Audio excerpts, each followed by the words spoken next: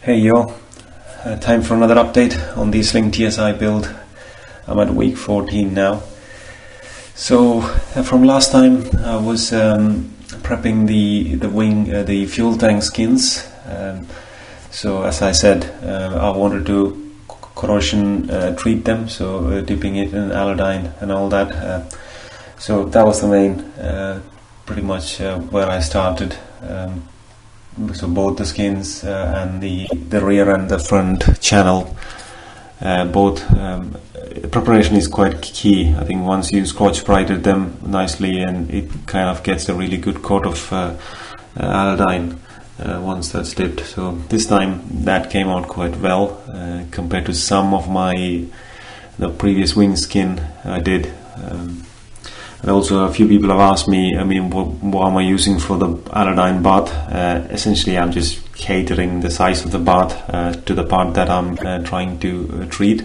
So for the fuel tank skins I just set up using a damp-proof membrane, a shallow bath.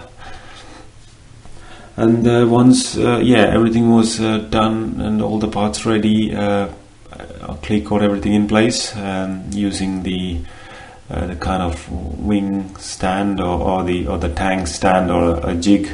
They provide some templates for it. While coating everything in place, I kind of overstressed that the end rib a little bit, and two small cracks appeared where that was shown. I got in touch with technical, and they basically said they could drill a small hole to stop that crack from propagating, and then once deburr it, and once you use the sealant, that should cover it all up. So that was fine in the end. There's plenty of sealant on those sides to close that gap. With the sealant, before starting on the sealant, I bought these the SEM kit. They come in 150 ml cartridges. So my plan was to use 3 of them, and I kind of ended up using all 3 on one tank itself.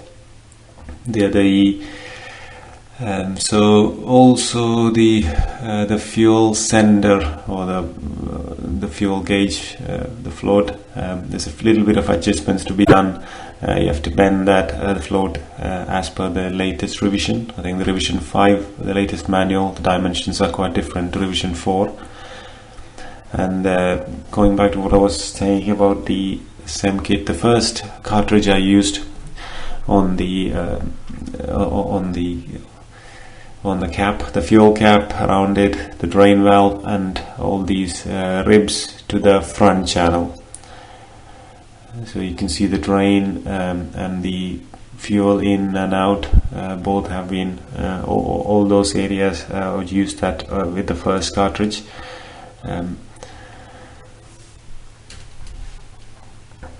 And essentially the second cartridge is pretty much all of it is needed for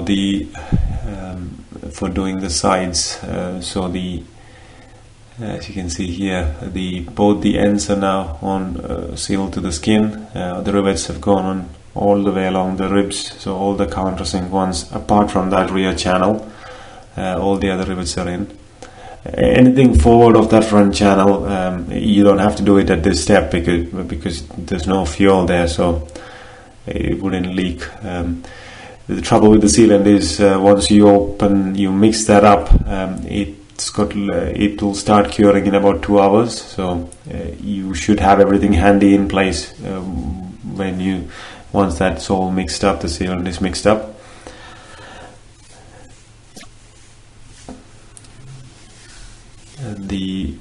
On all these ribs, they're all the sealed rivets, the 4mm sealed rivets, and the 4 and the 3.2.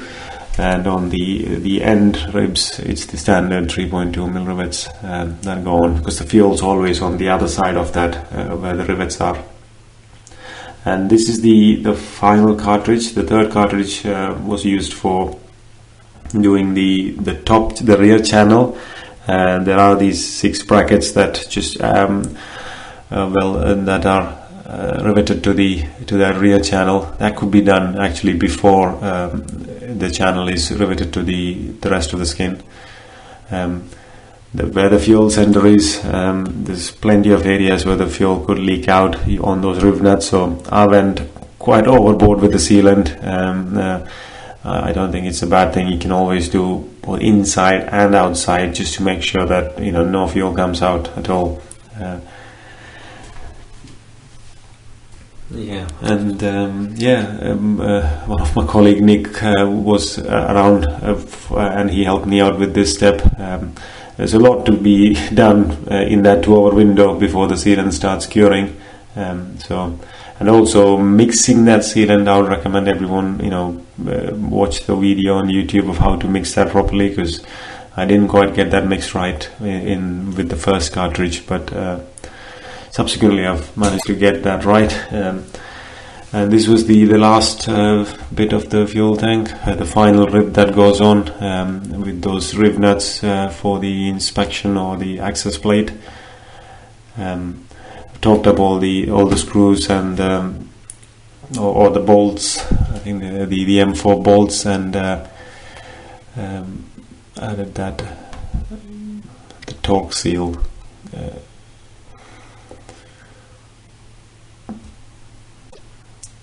Again, everywhere the seal rivets are, you pretty much have to make sure that the sealant oozes out a little bit so that it makes a leak-proof joint. I have since tested, did a simple balloon test where you put balloons on both the fuel return and fuel outlet, and it seems to be okay. There's no leaks yet. But I'll do a proper leak test once my the left tank is also complete. And so now I've started on the left wing, and now that I know what I'm doing, since I've completed the right wing, things get put together much faster, and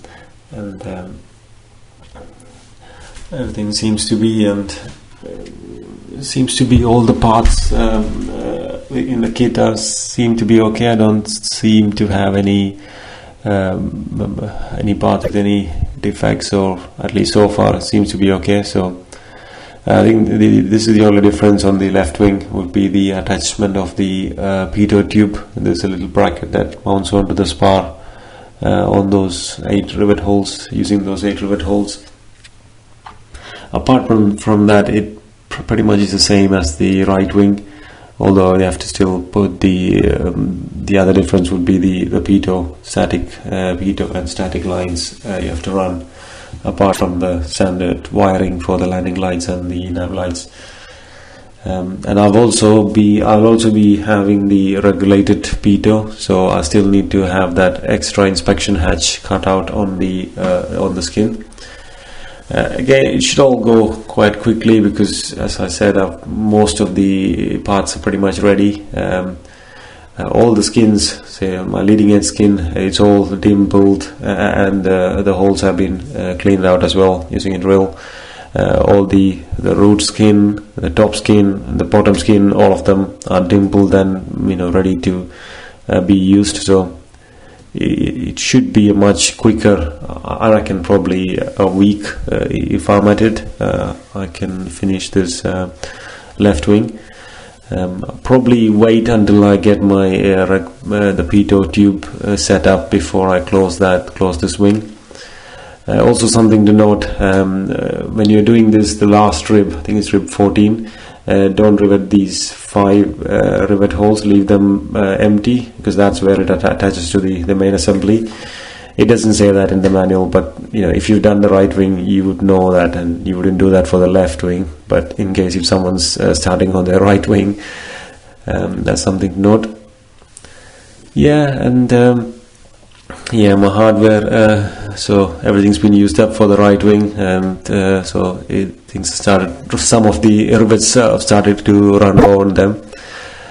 So that's the right tank that's complete. I've got the skin and everything ready for the left tank, all dimpled and ready to install it once or build it once the wing is ready, because I need to mount it on the wing and check before I do any riveting, and then the flaps and ailerons to do. So after that I should be done with the complete wing kit, and then probably will have a little bit of a break before I get the fuselage kit.